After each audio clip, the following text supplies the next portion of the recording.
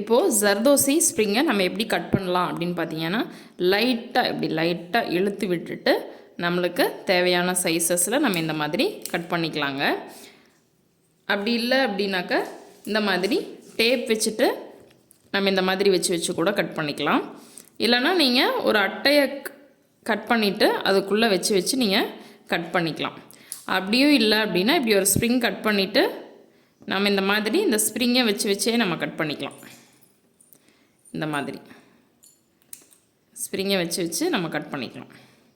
இந்த மாதிரி கீழே வச்சு கூட நம்ம கட் பண்ணிக்கலாம். அதனோட அளவு பார்த்து கீழே வச்சுட்டு நம்ம கட் பண்ணிக்கலாம். இல்லைனா நீங்கள் உங்களோட சைஸுக்கு தகுந்த மாதிரி ஒரு கார்ட்போர்டில் கட் பண்ணிட்டீங்க அப்படின்னா அதில் விட்டு நம்ம கட் பண்ணிக்கலாம்.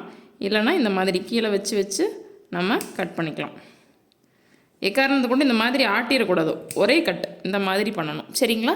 இந்த டிப் உங்களுக்கு ரொம்பவே யூஸ்ஃபுல்லாக இருக்கும்னு நினைக்கிறேன். நாளைக்கு இன்னொரு டிப்ஸில் நான் உங்களை மீட் பண்ணுறேன். பை.